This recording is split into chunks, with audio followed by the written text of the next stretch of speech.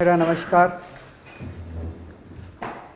कल supreme court में MCD mayor चुनाव के मामले में आम आदमी पार्टी की बहुत बड़ी जीत हुई, जनतंत्र की जीत हुई, दिल्ली की जनता की जीत हुई, देश की जनता की जीत हुई। जो गलत तरीके से एलजी साहब और बीजेपी वाले हारने के बावजूद भी जोर ज़बरदस्ती करके असंवैधानिक तरीके से, गैरकानूनी तरीके से बीजेपी का मेयर बनाने की कोशिश कर रहे थे, उस षड्यंत्र को एक तरह से नाकाम कर दिया सुप्रीम कोर्ट ने। अभी थोड़ी देर पहले मैंने एलजी साहब के पास प्रस्ताव भेजा है कि 22 फरवरी को मेयर के चुनाव कराए जाएं। मैं उम्मीद करता हूं कि अब जल्द ही चुनाव होंगे और जल्द ही दिल्ली को उनकी मर्ज़ी का, जो उन्होंने वोट डाले थे, जो मैंडेट दिया था, उसके हिसाब से मेयर मिलेगा। लेकिन आज जो मैं आपके सामने रखने जा रहा हूँ मुद्दा, वो सुन के आप लोग चौंक जाएंगे। कल सुप्रीम कोर्ट के अंदर जो केस हुआ,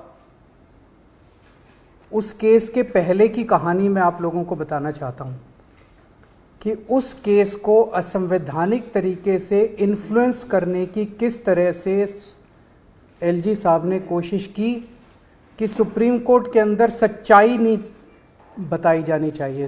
सुप्रीम कोर्ट में सच्चाई बताने से रोकने के लिए एलजी साहब ने पूरी कोशिश की। शैली ओबेरॉय जो हमारी मेयर कैंडिडेट हैं, उन्होंने सुप्रीम कोर्ट में केस किया। उस केस में उन्होंने दिल्ली सरकार और एलजी दोनों को अलग अलग पार्टी बनाया, क्योंकि दोनों के व्यूज़ अलग अलग थे। एलजी साहब ने कुछ कदम उठाए थे जो दिल्ली सरकार के मुताबिक असंवैधानिक थे, गैरकानूनी थे। तो शैली ओबेरॉय ने दिल्ली सरकार को, एलजी को अलग अलग पार्टी बनाया। दिल्ली सरकार ने यूडी सेक्रेटरी को आदेश दिए कि इस केस में गौतम नारायण को दिल्ली सरकार की तरफ से वकील नियुक्त किया जाए। दिल्ली सरकार की अपनी मर्जी है कि वो किसी को भी वकील बना सकती है। एलजी साहब ने 9 फरवरी की रात को, मुझे याद है कि अगले दिन केस था, 9 फरवरी की रात को यूडी सेक्रेटरी को ये आदेश जारी किया। इसकी कॉपी हम लोगों ने आपको भेज दी है। इसका सेकंड पैराग्राफ अगर आप पढ़ेंगे तो एलजी साहब ये कह रहे हैं कि honourable lieutenant governor has desired that urban development department shall defend this petition. उन्होंने कहा, एलजी साहब ने, कि पहली चीज, आप मेरा वकील ही दिल्ली सरकार का वकील भी लगाइए। श्री तुषार मेहता एलजी साहब के वकील थे। दिल्ली सरकार के अफसर को आदेश दिया गया कि तुषार मेहता को ही दिल्ली सरकार का वकील भी लगाइए। तेरा वकील तो तेरा वकील भी मेरा वकील और मेरा वकील भी मेरा वकील। मतलब ये तो दुनिया के इतिहास में पहली बार हो रहा होगा कि दो अपोजिंग पार्टियां, दोनों अपोजिंग पार्टी का वकील एक ही होगा। तेरा वकील भी मेरा वकील और मेरा वकील भी मेरा वकील। तुषार मेहता दिल्ली सरकार का वकील और तुषार मेहता जो है वो एलजी का भी वकील। फिर इसमें लिखा है कि Delhi urban development department shall defend this petition. LG साहब उसको कह रहे हैं, अफसर को, कि जितने गलत काम मैंने किया आपको सुप्रीम कोर्ट में उसको डिफेंड करना है। आपको सच्चाई नहीं बतानी, आपको के सुप्रीम कोर्ट के अंदर मेरे सारे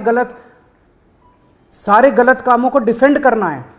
एक किया। दूसरा आदेश, you should engage the services of Shri Tushar Mehta. मेरा वकील तुषार मेहता है, तुम भी तुषार मेहता को करो, तुम अपना वकील गौतम नारायण को मत करो। और तीसरा कहते हैं, counter affidavit has been file, कि तुम वहां क्या बोलोगे ये भी मैं तय करूंगा। तुम्हारा वकील ऑपोजिट पार्टी, दो पार्टियां कोर्ट में हैं। एक पार्टी अपनी दादागिरी, अपनी गुंडागर्दी, अपने पद का दुरुपयोग करके दूसरी पार्टी को कहती है कि तेरा वकील भी मैं तय करूंगा, तेरी सबमिशंस भी मैं तय करूंगा और तू मेरे पक्ष में बोलेगा। ये तो इन्होंने, ये क्या है? तो ये दो डायरेक्शन जब उस अफसर के पास गई, उस अफसर को दिल्ली सरकार के मनीष सिसोदिया जी ने डायरेक्शन दी कि आप गौतम नारायण को कीजिए, एलजी साहब ने डायरेक्शन दी कि आप तुषार मेहता को कीजिए। वो बेचारा अफसर आप सोच सकते हैं क्या करता। उसके पास कोई चारा नहीं था, उसने तुषार मेहता जी के पक्ष में अपना वकालतनामा दिया। दिल्ली सरकार का वकालतनामा भी तुषार मेहता जी के पक्ष में दे दिया। क्यों दिया? उस अफसर के पास 2 ऑर्डर थे। एक दिल्ली सरकार के मंत्री का ऑर्डर था जिसके अंडर में वो काम करता है, उसका एलजी से कोई लेना देना नहीं है उस अफसर का, और एक एलजी का ऑर्डर था। एलजी कह रहे हैं तुषार मेहता को वकील लगाओ, ये मंत्री जी कह रहे हैं, उसके अपने मंत्री जी कह रहे हैं कि गौतम, उसने तुषार मेहता के वकालत के पक्ष में वकालतनामा दे दिया। तो तुषार मेहता सुप्रीम कोर्ट के अंदर दोनों पार्टियों की तरफ से खड़े थे, दिल्ली सरकार की तरफ से भी खड़े थे और एलजी साहब की तरफ से भी खड़े थे।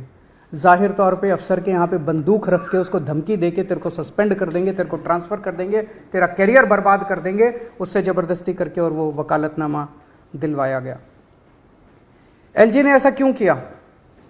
एलजी ने ऐसा इसलिए किया, एलजी साहब जानते थे कि उन्होंने जितने काम किए हैं वो गैर कानूनी है, असंवैधानिक है। अगर सुप्रीम कोर्ट के अंदर उनकी पोल खुल गई तो एलजी मुंह दिखाने के लायक नहीं बचेंगे। इसीलिए उन्हें गुंडागर्दी करके, अपना पद का दुरुपयोग करके उन्होंने दोनों पक्षों का वकील एक करवाया, दोनों पक्षों का काउंटर एफिडेविट एक करवाया। तो इससे साफ साफ जाहिर है कि सुप्रीम कोर्ट में सच को छुपाने के लिए एलजी साहब ने यह सारा षड्यंत्र रचा।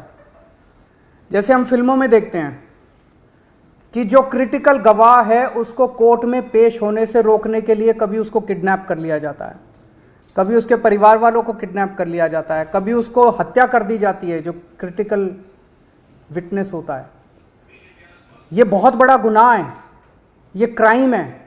एलजी साहब ने जो किया वो वही काम किया कि एक पार्टी के सच्चाई को सुप्रीम कोर्ट के सामने रखने से रोकने के लिए उन्होंने अपना ये सारा षड्यंत्र रचा। ये मैंने कई वकीलों से सुबह से बात की है। This amounts to LG's action amounts to interference in the administration of justice. It is criminal contempt of court. LG of lieutenant governor of Delhi has committed criminal contempt of court. मैंने आज एलजी साहब को ये चिट्ठी भी लिखी है, आप लोगों को उस चिट्ठी की कॉपी भी दे दी है, और मेरी एलजी साहब से अपील है कि इस तरह से गुंडागर्दी करके दिल्ली को चलाने की कोशिश मत कीजिए। दिल्ली के कामों में, चुनी हुई सरकार के काम में इस तरह से गुंडागर्दी करके दखलंदाजी मत कीजिए। वो एक बहुत बड़े संवैधानिक पद पे बैठे हैं, उनकी जिम्मेदारी है न्याय होना चाहिए। सुप्रीम कोर्ट के अंदर केस चल रहा है तो उनकी जिम्मेदारी है एक फादर फिगर की तरह कि सारी पार्टियों का पक्ष सच्चाई के साथ रखा जाए, फिर जो भी कोर्ट निर्णय ले। लेकिन उन्होंने उसको करने से रोका। ये तो अच्छा हुआ, जो मुद्दे थे दिल्ली सरकार से सुप्रीम कोर्ट को कुछ पूछने की जरूरत नहीं पड़ी। सुप्रीम कोर्ट को 5 मिनट के अंदर मुद्दा समझ में आ गया। अगर सुप्रीम कोर्ट बाई चांस कल ये पूछता कि दिल्ली सरकार का वकील कौन है, दिल्ली सरकार हमें ये बताए, तो 2 लोग खड़े होते। एक तुषार मेहता खड़ा होता जिसके पास अफसर का वकालतनामा था, और एक गौतम नारायण खड़ा होता जिसके पास मनीष सिसोदिया का वकालतनामा था। Subscribe to One India channel and never miss an update.